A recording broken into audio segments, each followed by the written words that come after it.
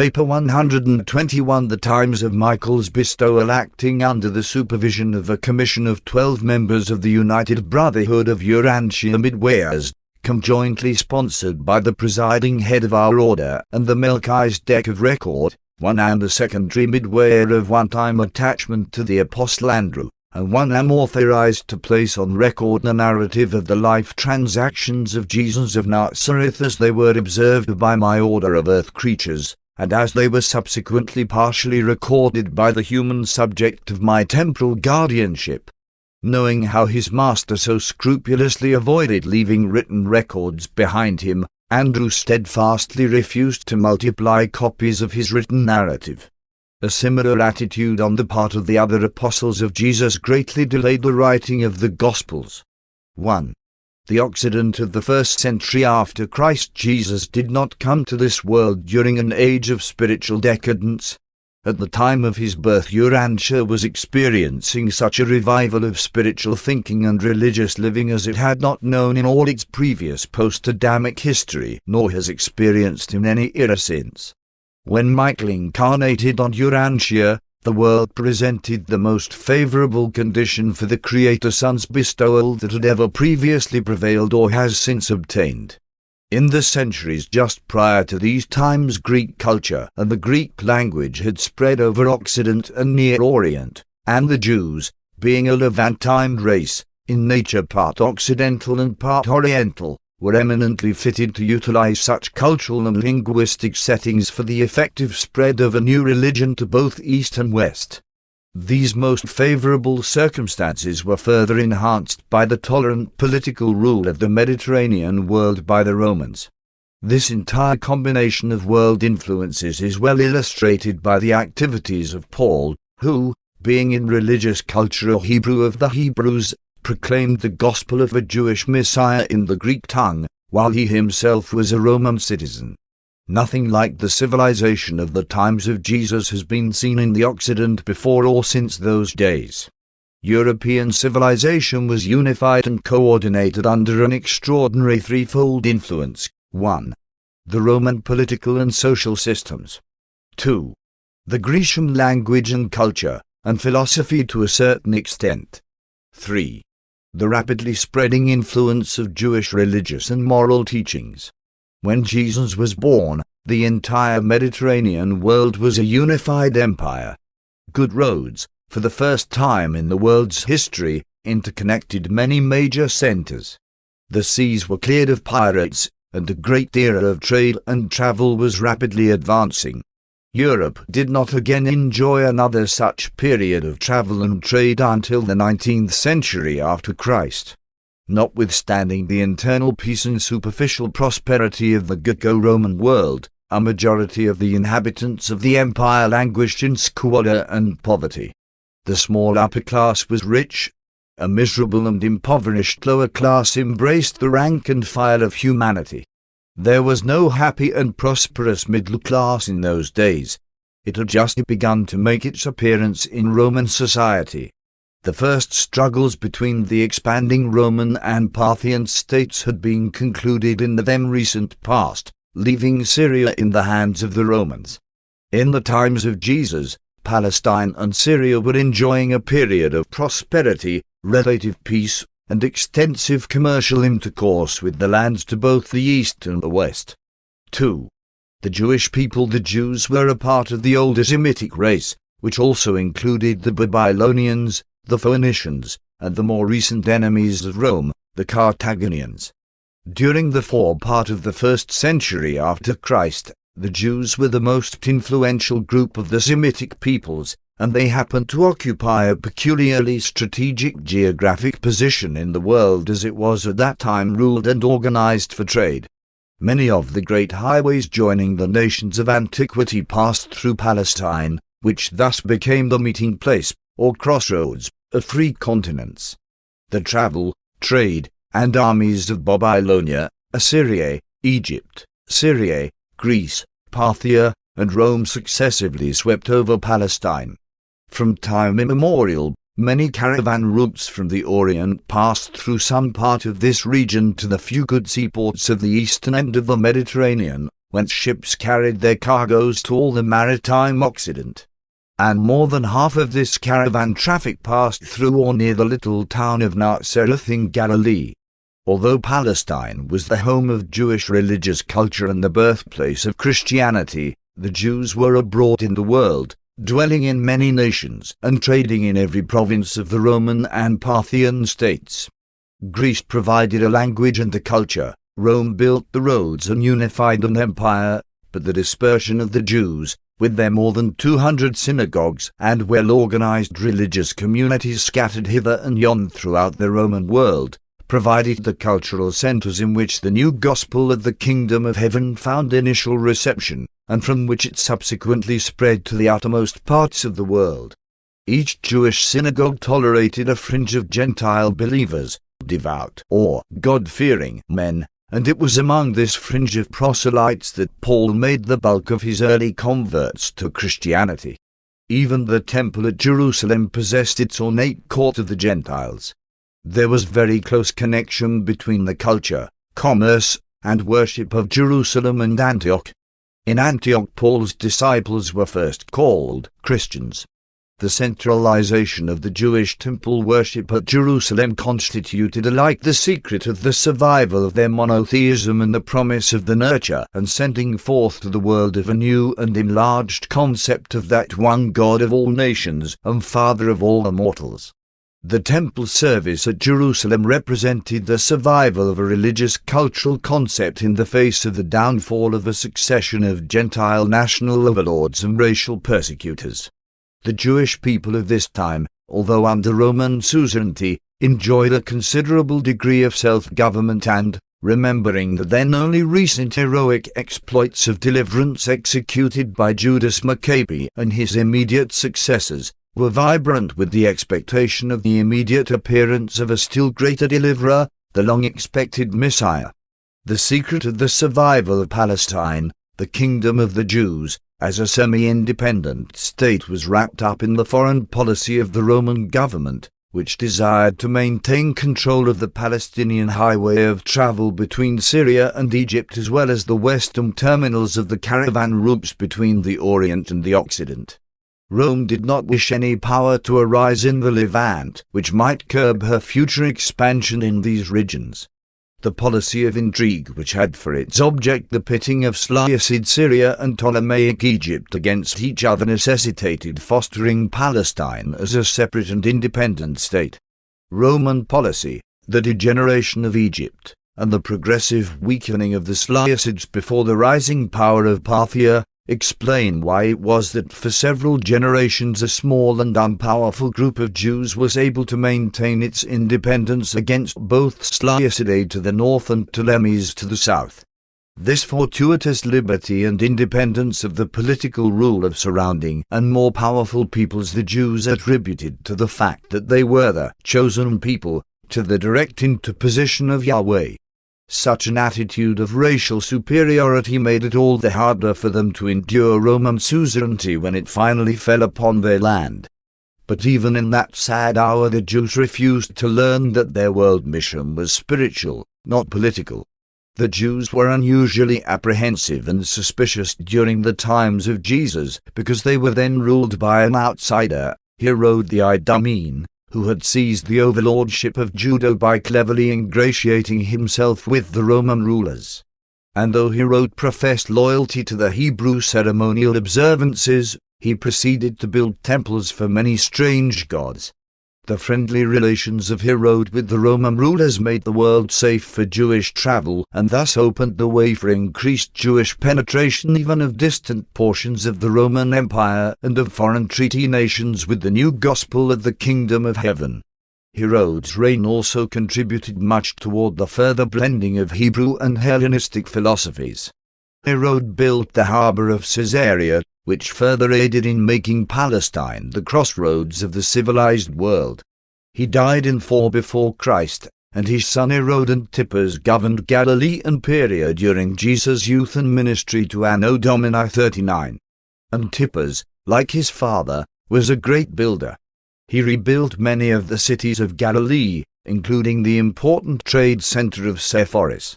The Galileans were not regarded with full favor by the Jerusalem religious leaders and rabbinical teachers.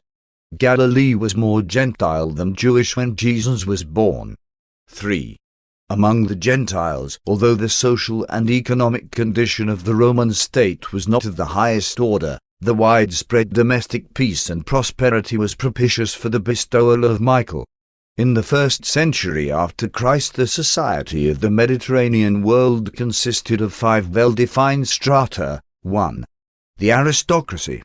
The upper classes with money and official power, the privileged and ruling groups. 2. The business groups. The merchant princes and the bankers, the traders, the big importers and exporters, the international merchants. 3. The small middle class. Although this group was indeed small, it was very influential and provided the moral backbone of the early Christian church, which encouraged these groups to continue in their various crafts and trades. Among the Jews, many of the Pharisees belonged to this class of tradesmen. 4. The free proletariat. This group had little or no social standing.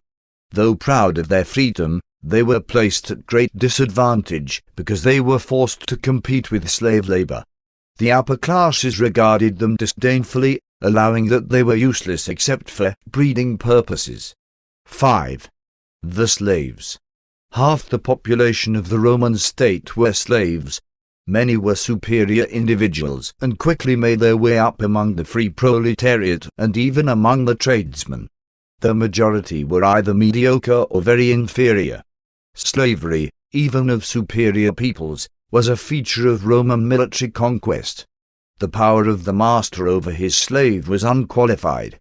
The early Christian church was largely composed of the lower classes and these slaves. Superior slaves often received wages and by saving their earnings were able to purchase their freedom. Many such emancipated slaves rose to high positions in state, church, and the business world. And it was just such possibilities that made the early Christian church so tolerant to this modified form of slavery. There was no widespread social problem in the Roman Empire in the 1st century after Christ. The major portion of the populace regarded themselves as belonging in that group into which they chanced to be born. There was always the open door through which talented and able individuals could ascend from the lower to the higher strata of Roman society, but the people were generally content with their social rank. They were not class conscious, neither did they look upon these class distinctions as being unjust or wrong. Christianity was in no sense an economic movement having for its purpose the amelioration of the miseries of the depressed classes. Although woman enjoyed more freedom throughout the Roman Empire than in her restricted position in Palestine, the family devotion and natural affection of the Jews far transcended that of the Gentile world. 4.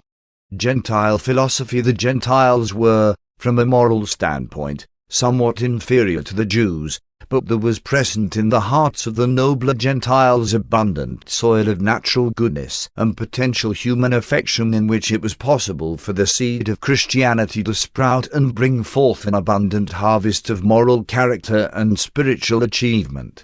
The Gentile world was then dominated by 4 great philosophies, all more or less derived from the earlier Platonism of the Greeks. These schools of philosophy were, 1. The Epicurean. This school of thought was dedicated to the pursuit of happiness. The better Epicureans were not given to sensual excesses. At least this doctrine helped to deliver the Romans from a more deadly form of fatalism. It taught that men could do something to improve their terrestrial status. It did effectually combat ignorant superstition. 2. The Stoic. Stoicism was the superior philosophy of the better classes. The Stoics believed that a controlling reason fate dominated all nature. They taught that the soul of man was divine, that it was imprisoned in the evil body of physical nature. Man's soul achieved liberty by living in harmony with nature, with God. Thus virtue came to be its own reward. Stoicism ascended to a sublime morality, ideals never since transcended by any purely human system of philosophy. While the Stoics professed to be the offspring of God, They failed to know him and therefore failed to find him. Stoicism remained a philosophy. It never became a religion. Its followers sought to attune their minds to the harmony of the universal mind, but they failed to envisage themselves as the children of a loving Father. Paul leaned heavily towards Stoicism when he wrote, "One have learned in whatsoever state one am, therewith to be content." 3. The Cynic. Although the Cynics traced their philosophy to Diogenes of Athens, they derived much of their doctrine from the remnants of the teachings of Machiavellian Melchizedek. Cynicism had formerly been more of a religion than a philosophy. At least the Cynics made their religio-philosophy democratic. In the fields and in the marketplaces they continually preached their doctrine that man could save himself if he would. They preached simplicity and virtue and urged men to meet death fearlessly. These wandering Cynic preachers did much to prepare the spiritually hungry populace for the later Christian missionaries. Their plan of popular preaching was much after the pattern, and in accordance with the style, of Paul's epistles. 4. The Skeptic. Skepticism asserted that knowledge was fallacious, and that conviction and assurance were impossible. It was a purely negative attitude and never became widespread. These philosophies were semi-religious. They were often invigorating, ethical, and ennobling, but were usually above the common people. With the possible exception of cynicism, they were philosophies for the strong and the wise, not religions of salvation for even the poor and the weak. 5. The Gentile religions. Throughout preceding ages, religion had chiefly been an affair of the tribe or nation. It had not often been a matter of concern to the individual. Gods were tribal or national, not personal. Such religious systems afforded little satisfaction for the individual spiritual longings of the average person. In the times of Jesus, the religions of the Occident included 1. The pagan cults. These were a combination of Hellenic and Latin mythology, patriotism, and tradition. 2.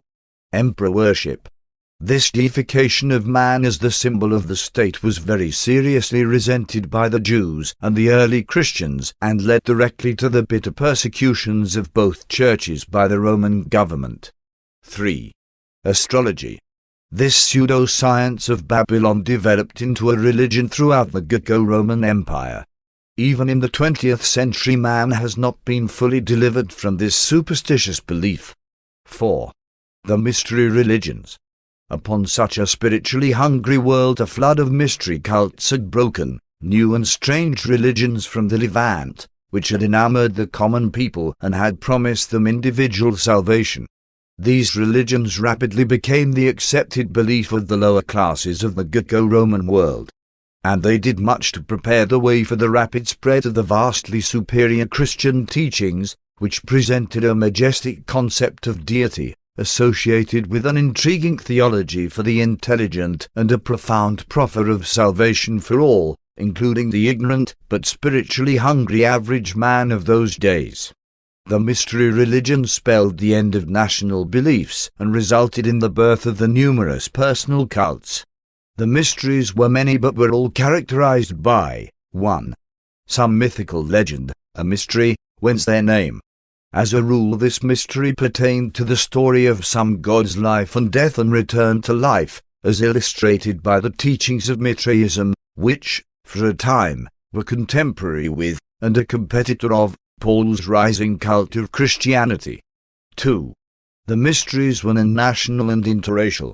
They were personal and fraternal, giving a rise to religious brotherhoods and numerous sectarian societies. 3. They were, in their services, characterized by elaborate ceremonies of initiation and impressive sacraments of worship. Their secret rites and rituals were sometimes gruesome and revolting. 4. But no matter what the nature of their ceremonies or the degree of their excesses, these mysteries invariably promise their devotees salvation, deliverance from evil, survival after death, and enduring life in blissful realms beyond this world of sorrow and slavery.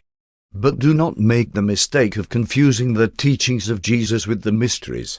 The popularity of the mysteries reveals man's quest for survival, thus portraying a real hunger and thirst for personal religion and individual righteousness. Although the mysteries failed adequately to satisfy this longing, they did prepare the way for the subsequent appearance of Jesus, who truly brought to this world the bread of life and the water thereof. Paul, in an effort to utilize the widespread adherence to the better types of the mystery religions, made certain adaptations of the teachings of Jesus so as to render them more acceptable to a larger number of prospective converts. But even Paul's compromise of Jesus' teachings, Christianity, was superior to the best in the mysteries in that, 1. Paul taught a moral redemption, an ethical salvation. Christianity pointed to a new life and proclaimed a new ideal. Paul forsook magic rites and ceremonial enchantments. 2. Christianity presented a religion which grappled with final solutions of the human problem, for it not only offered salvation from sorrow and even from death, but it also promised deliverance from sin followed by the endowment of a righteous character of eternal survival qualities. 3. The mysteries were built upon myths. Christianity, as Paul preached it, was founded upon the historic fact, the bestowal of Michael, the Son of God, upon mankind. Morality among the Gentiles was not necessarily related to either philosophy or religion. Outside of Palestine, it not always occurred to people that a priest of religion was supposed to lead a moral life. Jewish religion and subsequently the teachings of Jesus and later the evolving Christianity of Paul were the first European religions to lay one hand upon morals and the other upon ethics, insisting that religionists pay some attention to both. Into such a generation of men, dominated by such incomplete systems of philosophy and perplexed by such complex cults of religion, Jesus was born in Palestine. And to this same generation he subsequently gave his gospel of personal religion, sonship with God. 6. The Hebrew religion. By the close of the 1st century before Christ, the religious thought of Jerusalem had been tremendously influenced and somewhat modified by Greek cultural teachings and even by Greek philosophy. In the long contest between the views of the Eastern and Western schools of Hebrew thought, Jerusalem and the rest of the Occident and the Levant in general adopted the Western Jewish or modified Hellenistic viewpoint. In the days of Jesus, 3 languages prevailed in Palestine. The common people spoke some dialect of Aramaic. The priests and rabbis spoke Hebrew. The educated classes and the better strata of Jews in general spoke Greek. The early translation of the Hebrew scriptures into Greek at Alexandria was responsible in no small measure for the subsequent predominance of the Greek wing of Jewish culture and theology. And the writings of the Christian teachers were soon to appear in the same language. The Renaissance of Judaism dates from the Greek translation of the Hebrew scriptures. This was a vital influence which later determined the drift of Paul's Christian cult toward the West instead of toward the East. Though the Hellenized Jewish beliefs were very little influenced by the teachings of the Epicureans, they were very materially affected by the philosophy of Plato and the self-abnegation doctrines of the Stoics. The great inroad of Stoicism is exemplified by the 4th book of the Maccabees. The penetration of both Platonic philosophy and Stoic doctrines is exhibited in the wisdom of Solomon.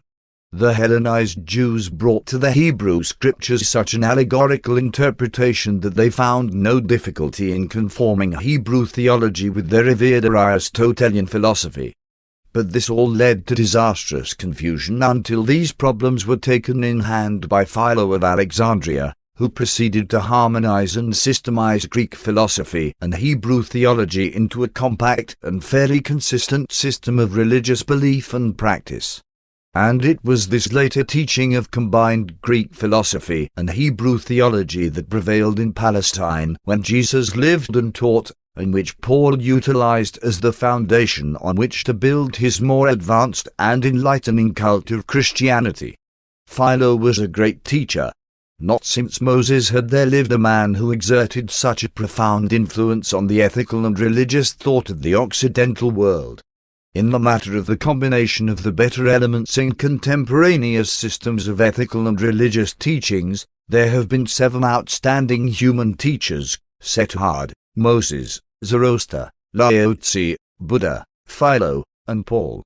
Many, but not all, of Philo's inconsistencies resulting from an effort to combine Greek mystical philosophy and Roman Stoic doctrines with the legalistic theology of the Hebrews, Paul recognized and wisely eliminated from his pre-Christian basic theology. Philo led the way for Paul more fully to restore the concept of the Paradise Trinity, which had long been dormant in Jewish theology. In only one matter did Paul fail to keep pace with Philo, or to transcend the teachings of this wealthy and educated Jew of Alexandria, and that was the doctrine of the atonement. Philo taught deliverance from the doctrine of forgiveness only by the shedding of blood. He also possibly glimpsed the reality and presence of the thought adjusters more clearly than did Paul. But Paul's theory of original sin, the doctrines of hereditary guilt and innate evil and redemption therefrom, was partially Mitraic in origin, having little in common with Hebrew theology, Philo's philosophy, or Jesus' teachings. Some phases of Paul's teachings regarding original sin and the atonement were original with himself. The Gospel of John, the last of the narratives of Jesus' earth life, was addressed to the Western peoples and presents its story much in the light of the viewpoint of the later Alexandrian Christians, who were also disciples of the teachings of Philo. At about the time of Christ, a strange reversion of feeling toward the Jews occurred in Alexandria, and from this former Jewish stronghold there went forth a virulent wave of persecution, extending even to Rome, from which many thousands were banished. But such a campaign of misrepresentation was short-lived. Very soon the imperial government fully restored the curtailed liberties of the Jews throughout the empire.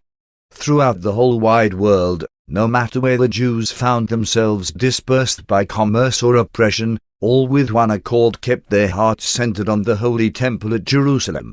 Jewish theology did survive as it was interpreted and practiced at Jerusalem, notwithstanding that it was several times saved from oblivion by the timely intervention of certain Babylonian teachers.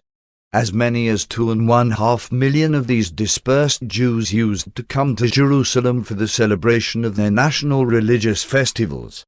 And no matter what the theologic or philosophic differences of the Eastern Babylonian and the Western Hellenic Jews, they were all agreed on Jerusalem as the center of their worship and in ever looking forward to the coming of the Messiah. 7. Jews and Gentiles. By the times of Jesus, the Jews had arrived at a settled concept of their origin, history, and destiny. They had built up a rigid wall of separation between themselves and the Gentile world. They looked upon all Gentile ways with utter contempt. They worshipped the letter of the law and indulged a form of self-righteousness based upon the false pride of descent. They had formed preconceived notions regarding the promised Messiah, and most of these expectations envisaged a Messiah who would come as a part of their national and racial history. To the Hebrews of those days, Jewish theology was irrevocably settled, forever fixed. The teachings and practices of Jesus regarding tolerance and kindness ran counter to the long-standing attitude of the Jews toward other peoples whom they considered heathen. For generations the Jews had nourished an attitude toward the outside world which made it impossible for them to accept the Master's teachings about the spiritual brotherhood of man. They were unwilling to share Yahweh on equal terms with the Gentiles, and were likewise unwilling to accept as the Son of God one who taught such new and strange doctrines. The scribes, the Pharisees, and the priesthood held the Jews in a terrible bondage of ritualism and legalism, a bondage far more real than that of the Roman political rule. The Jews of Jesus' time were not only held in subjugation to the law, but were equally bound by the slavish demands of the traditions, which involved and invaded every domain of personal and social life. These minute regulations of conduct pursued and dominated every loyal Jew, and it is not strange that they promptly rejected one of their number who presumed to ignore their sacred traditions, and who dared to flout their long-honored regulations of social conduct. They could hardly regard with favor the teachings of one who did not hesitate to clash with dogmas which they regarded as having been ordained by Father Abraham himself.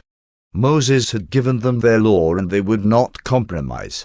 By the time of the 1st century after Christ, the spoken interpretation of the law by the recognized teachers, the scribes, had become a higher authority than the written law itself.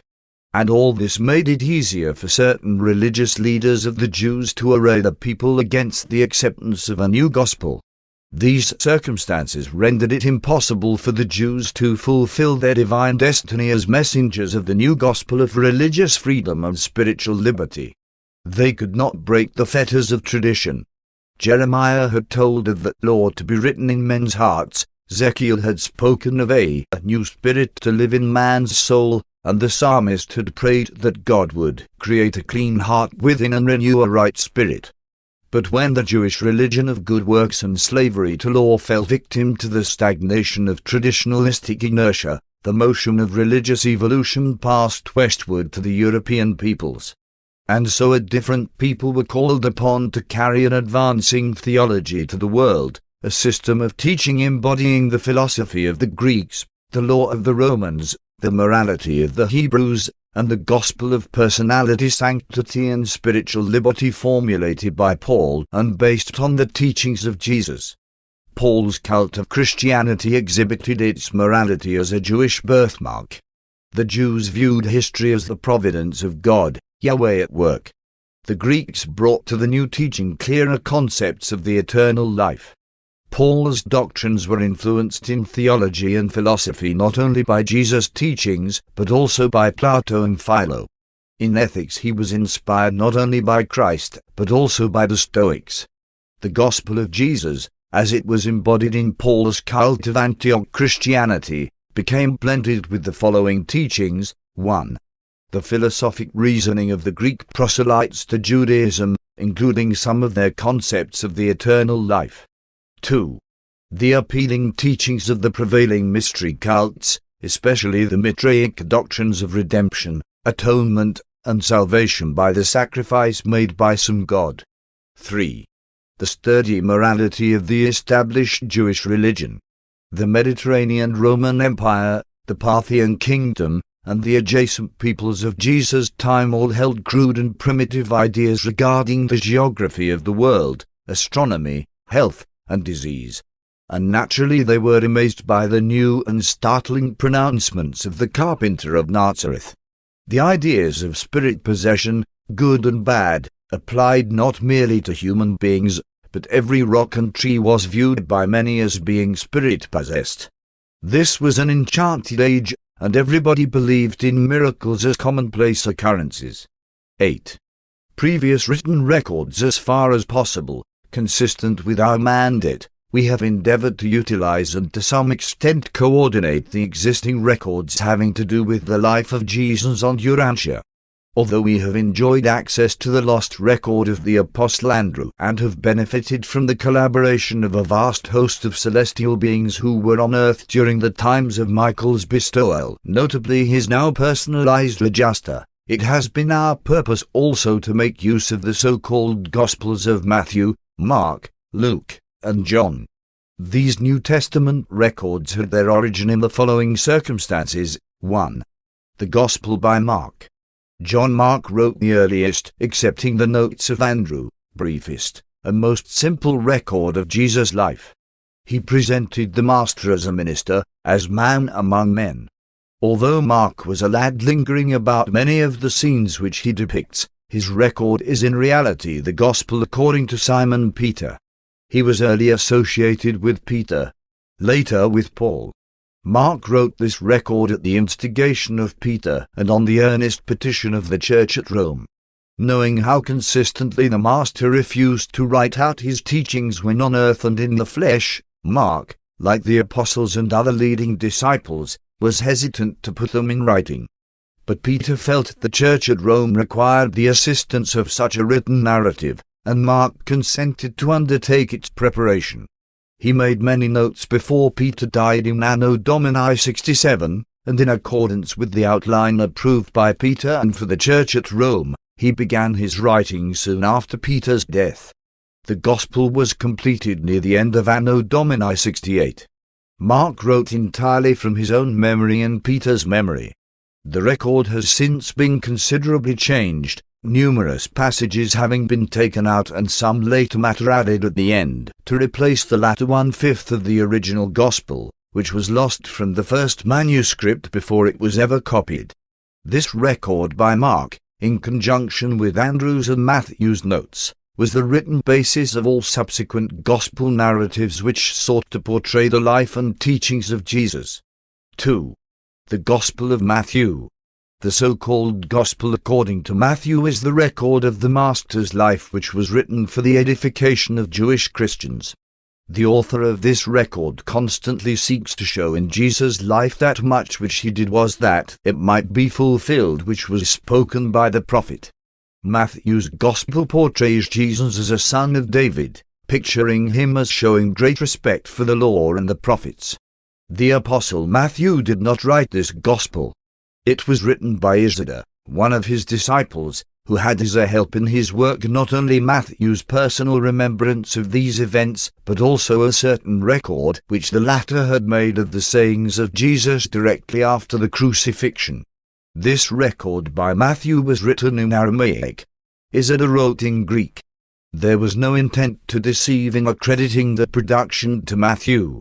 It was the custom in those days for pupils thus to honor their teachers. Matthew's original record was edited and added to in Anno Domini 40 just before he left Jerusalem to engage in evangelistic preaching. It was a private record, the last copy having been destroyed in the burning of a Syrian monastery in Anno Domini 416. Isidore escaped from Jerusalem in Anno Domini 70 after the investment of the city by the armies of Titus, taking with him to Pella a copy of Matthew's notes.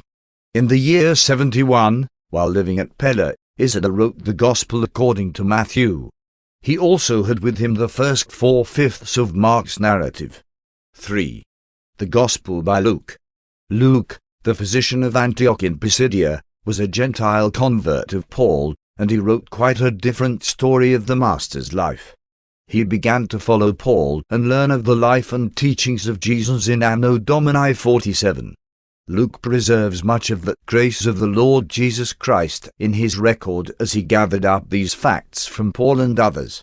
Luke presents the Master as the friend of publicans and sinners. He did not formulate his many notes into the Gospel until after Paul's death. Luke wrote in the year 82 in Achaia. He planned 3 books dealing with the history of Christ and Christianity, but died in Anno Domini 90 just before he finished the second of these works, the Acts of the Apostles. As material for the compilation of his Gospel, Luke first depended upon the story of Jesus' life as Paul had related it to him. Luke's Gospel is, therefore, in some ways the Gospel according to Paul. But Luke had other sources of information. He not only interviewed scores of eyewitnesses to the numerous episodes of Jesus' life which he records, but he also had with him a copy of Mark's Gospel, that is, the first 4/5, Isidore's narrative, and a brief record made in the year Anno Domini 78 at Antioch by a believer named Seeds. Luke also had a mutilated and much edited copy of some notes purported to have been made by the Apostle Andrew. 4. The Gospel of John. The Gospel according to John relates much of Jesus' work in Judea and around Jerusalem, which is not contained in the other records. This is the so-called Gospel according to John the son of Zebedee, and though John did not write it, he did inspire it. Since its first writing it has several times been edited to make it appear to have been written by John himself. When this record was made, John had the other Gospels, and he saw that much had been omitted. Accordingly, in the year Anno Domini 101 he encouraged his associate, Nathan, a Greek Jew from Caesarea, to begin the writing. John supplied his material from memory and by reference to the 3 records already in existence. He had no written records of his own. The epistle known as 1 John was written by John himself as a covering letter for the work which Nathan executed under his direction. All these writers presented honest pictures of Jesus as they saw, remembered, or had learned of him, and as their concepts of these distant events were affected by their subsequent espousal of Paul's theology of Christianity. And these records, imperfect as they are, have been sufficient to change the course of the history of Urantia for almost 2,000 years. Acknowledgement, in carrying out my commission to restate the teachings and retell the doings of Jesus of Nazareth, one have drawn freely upon all sources of record and planetary information. My ruling motive has been to prepare a record which will not only be enlightening to the generation of men now living, but which may also be helpful to all future generations. From the vast store of information made available to me, one have chosen that which is best suited to the accomplishment of this purpose. As far as possible, one have derived my information from purely human sources. Only when such sources failed, have one resorted to those records which are superhuman. When ideas and concepts of Jesus' life and teachings have been acceptably expressed by a human mind, one invariably gave preference to such apparently human thought patterns. Although one have sought to adjust the verbal expression the better to conform to our concept of the real meaning and the true import of the Master's life and teachings, as far as possible, one have adhered to the actual human concept and thought pattern in all my narratives. One well know that those concepts which have had origin in the human mind will prove more acceptable and helpful to all other human minds. When unable to find the necessary concepts in the human records or in human expressions, one have next resorted to the memory resources of my own order of earth creatures, the midways.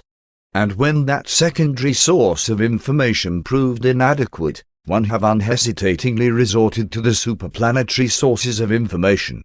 The memoranda which one have collected, and from which one have prepared this narrative of the life and teachings of Jesus, aside from the memory of the record of the Apostle Andrew, embrace thought gems and superior concepts of Jesus' teachings assembled from more than 2,000 human beings who have lived on earth from the days of Jesus down to the time of the inditing of these revelations, more correctly restatements. The revelatory permission has been utilized only when the human record and human concepts failed to supply an adequate thought pattern. My revelatory commission forbade me to resort to extra-human sources of either information or expression until such a time as one could testify that one had failed in my efforts to find the required conceptual expression in purely human sources. While one, with the collaboration of my 11 associate fellow midwayers and under the supervision of the Melchizedek of record, have portrayed this narrative in accordance with my concept of its effective arrangement and in response to my choice of immediate expression, nevertheless, the majority of the ideas and even some of the effective expressions which one have thus utilized had their origin in the minds of the men of many races who have lived on earth during the intervening generations, right on down to those who are still alive at the time of this undertaking. In many ways one have served more as a collector and editor than as an original narrator. One have unhesitatingly appropriated those ideas and concepts, preferably human, which would enable me to create the most effective portraiture of Jesus' life, and which would qualify me to restate his matchless teachings in the most strikingly helpful and universally uplifting phraseology. In behalf of the Brotherhood of the United Midwayers of Urantia, one most gratefully acknowledge our indebtedness to all sources of record and concept which have been hereinafter utilized in the further elaboration of our restatement of Jesus' life on earth.